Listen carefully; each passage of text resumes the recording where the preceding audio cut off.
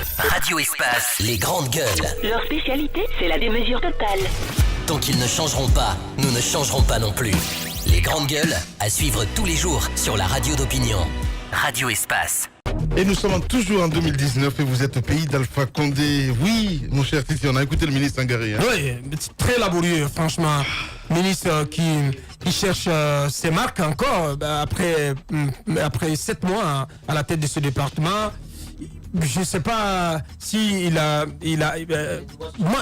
oui, même si, oui, c'est vrai, il est du Wassolom. Je ne nie pas Moussa, mais pourquoi tu vas aller chercher cela? Il est quand même quelque part de la Guinée, comme tu l'es aussi, tu es des Camarata quelque part à Bokeh, et à Bofapli, à Forêt-Caria.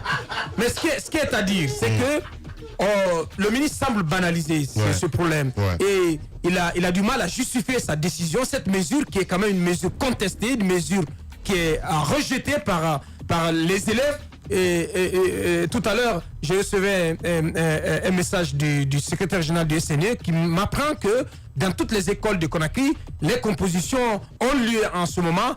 Mais je pense que c'est une mesure qui a été mal pensée, qui a été mal conçue, dans le sens que les cours n'ont pas été effectifs dans toutes les écoles de la Guinée durant les 3 mois de façon régulière. Je pense que c'est ce qu'il faut noter. Donc, on devrait prendre en compte cet état de fait, l'effet de la grève, pour réorganiser le calendrier scolaire de manière à ce qu'on puisse permettre aux élèves qui ont souffert de la grève de pouvoir prendre quelques cours, peut-être pendant 2 mois, d'ici au mois de mars, pour pouvoir organiser les premières évaluations. C'est-à-dire faire en sorte que l'effet de la grève puisse se ressentir sur le calendrier scolaire. Mais si on est dans une logique comme celle du ministre, une logique de négation de l'évidence, qui consiste donc à nier que la grève a eu son effet, et on essaie de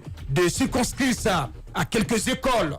Il cite Télimélé, il cite Bofa, il cite Bokeh. Si on est dans cette logique, donc de tout nier, je pense qu'on ne s'en sort pas. Parce que le ministre, dans sa tête, les cours ont fonctionné normalement, peut-être à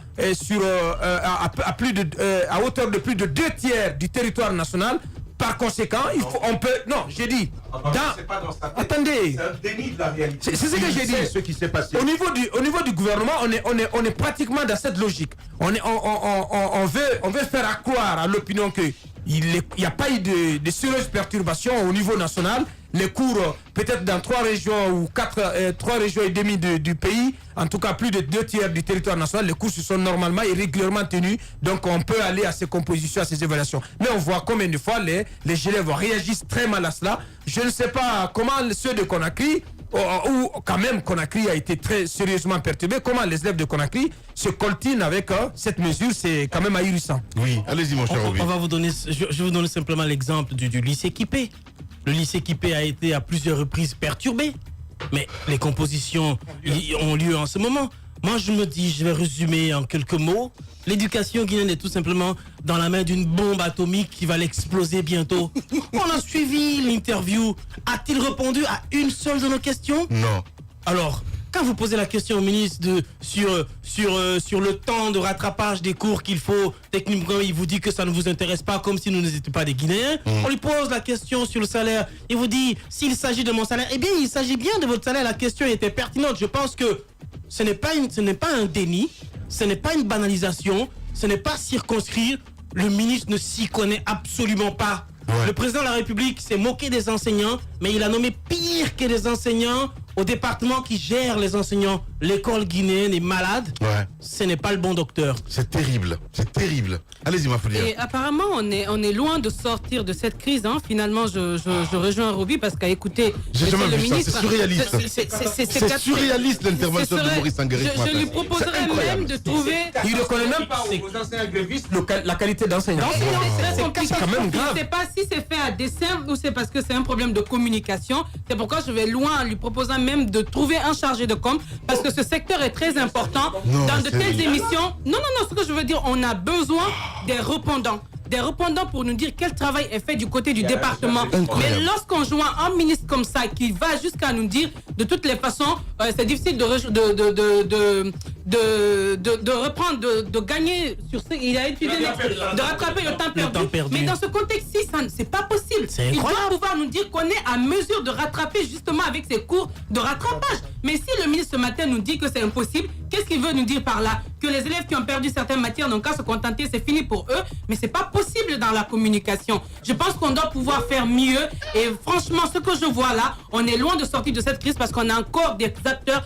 qui sont encore très fâchés les uns contre les autres. Et c'est pas de nature à favoriser le climat. Ouais, allez-y mon cher Tamba. Alors, moi, j'ai appris 3 choses. Oui. Non, je vais aller très calmement. Bien. J'ai appris 3 choses. Oui. En fait, ce dicton-là, je l'avais entendu quand j'étais en 4e année.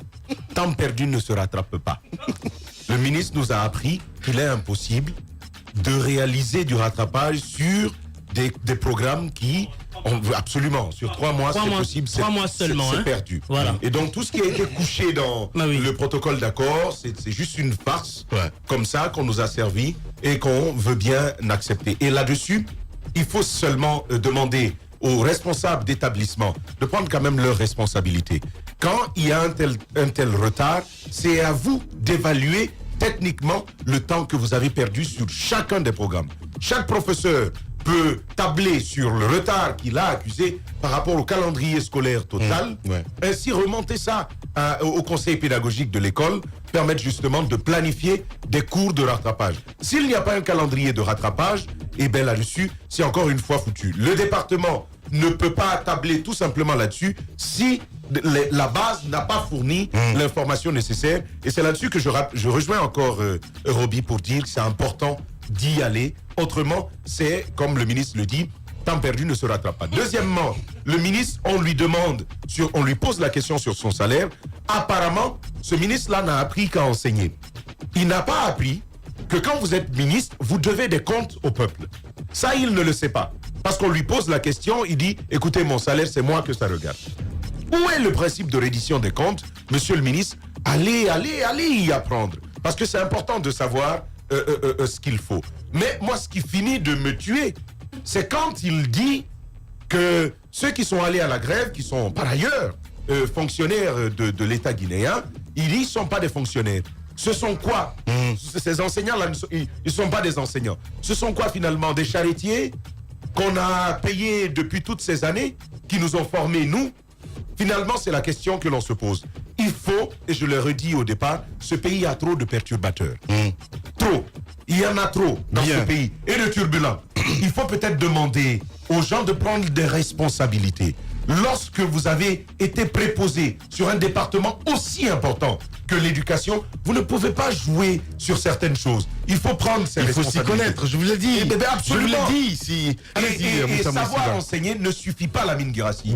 Il faut quand même maîtriser ce que c'est que l'administration en pareille circonstance. Et encore une fois, on est perdu. Le président de la République doit prendre ses responsabilités. Moi, à la place du président de la République, j'aurais quand même demandé que ce ministre-là, il ne soit plus ministre de l'Éducation nationale.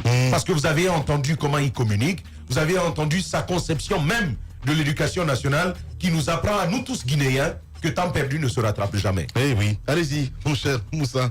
Je suis sans mots, honnêtement parlant. Allez-y. En fait, vous comprenez bien que personne, à partir d'aujourd'hui, ne doit jeter une pierre à un quelconque étudiant, même celle qui a dit, même à l'élève qui a dit, on a trop souffrance. Parce que c'est pas volé. C'est pas volé. C'est-à-dire qu'on ressemble à quelqu'un. On ressemble à quelqu'un. C'est pas volé. Moi, je me demande pourquoi le président nous fait ça. Pourquoi? Pourquoi? Pourquoi il nous fait ça? C'est triste. Bien. Non. Politiciens véreux, fonctionnaires corrompus, promoteurs immobiliers voyous, justice passive. La Guinée devient-elle mafieuse? Les grandes gueules d'Adafo Média ne lavent pas plus blanc, mais vous permettent de défendre votre pays en vous informant. Avec les grandes gueules d'Adafo Média, dénoncez les turpitudes, nous garantissons le secret des sources. Envoyez vos documents à espacefmguinée.info, rubrique Contact. Les grandes gueules d'Adafo Média, ou le socle de la liberté d'expression en Guinée.